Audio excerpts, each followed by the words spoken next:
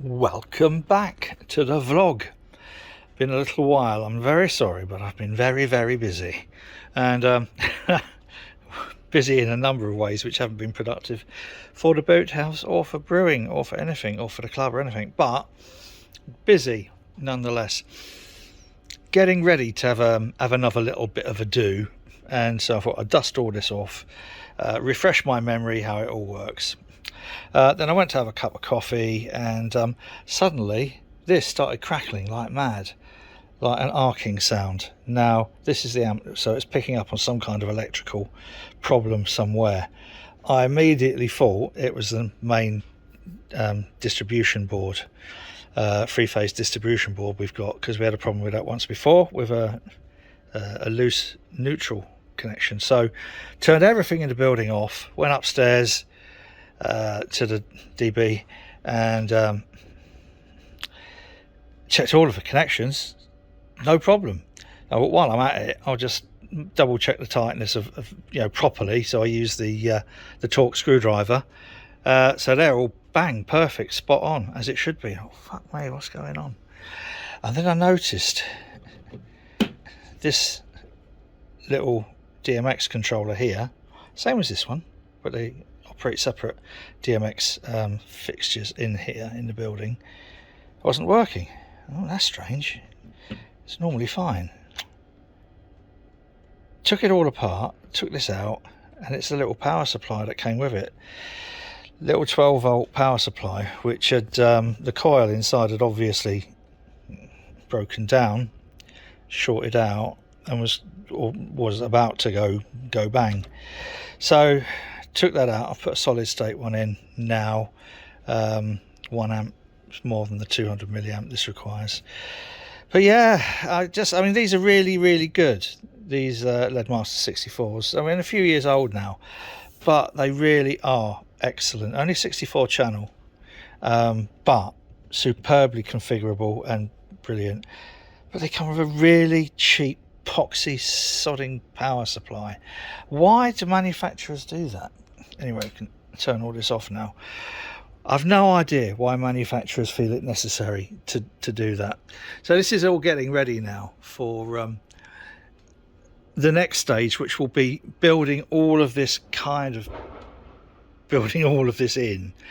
And these two switch packs will be controlled by that, and they'll be controlling the 24. I'm only going to have 24 solar 250s up. I don't need any more than that for any light show, and they're probably going to be 8, so 8 liquid, 8 funky geometric type things, and then 8 different probably imagey people type things. We've got another 5 or 6, actually 7 solar 250s down there ready to be refurbed at some point. There's a special one there as well, which came from Hawkwind. What else are we doing? Getting these ready for the big, well, it's not going to be big, but this is a very bright 230 watt LED converted solar 250, and then there's 220 watt ones. So we're going to project that. I'll turn it off, save electricity. We'll project that across the canal onto the I'll show you. Hello Pickle Pup. It's getting clearer and more things are on wheels, so we're about to move things out easier. Right, mate. Oh, I've got some lights for Jez as well if he wants to play with them. They're those DMX controlled mirrors that you can control. You fire a projector at them and then you can fire the image wherever you want. So anyway, those that 230 watt is going up there. I did try it out a week or so ago, and then I reckon the 220s would just look nice along there. The only thing I'm going to need to check, I'll ask John, is when we do that whether they could just turn that massive 1000 watt floodlight off just for the duration. perhaps turn it on at 11 o'clock at night. So we'll check that. Whoa, so yes, all of this is starting to get cleared away. There's strawberries coming on. So yeah, the scaffold tower that was there is now not, all broken down, ready to get tucked away. Grumble, look at our Grumble. And someone said, oh, you still got Grumble, we haven't sold it. And the reason I haven't sold it, and it's a very, I think, a very good reason that I haven't sold it, is I've always said I would never ever sell something that I wouldn't buy. So I'm in the process of doing the final touches underneath, getting the back all back to the way it should be, which includes cleaning the carpet. This is the original floor. Look at that. So I'll get that finished today. I'm going to do a little bit of video about it tomorrow. A little baby runs, wow, it's like a wolf. It really is.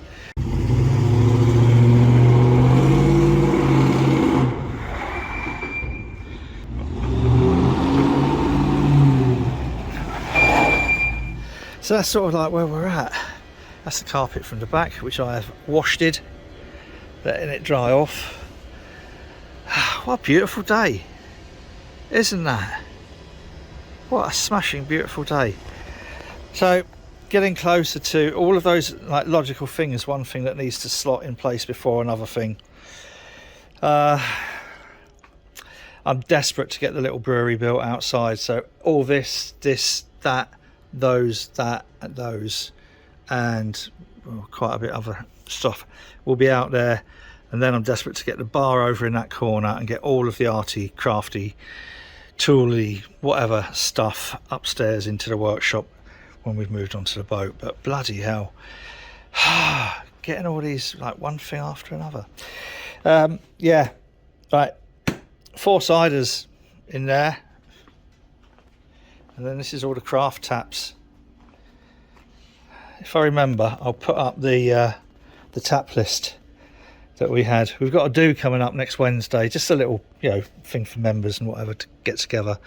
We're doing all craft beers at £3 a pint, and my Barry's Nipa over there, normally I'm going to be selling that at £6 a pint. God, I'm tired. All right, I'll leave you with a final shot of this beautiful canal. How lovely is this? So yeah, sorry I haven't done out for a week or so. But yeah, things is coming on, as we always say, slowly. So I'll just leave you with that lovely shot there of our Grumble. Whatever you're doing, you know the crack. Do it safely, take care of each other. Cheers.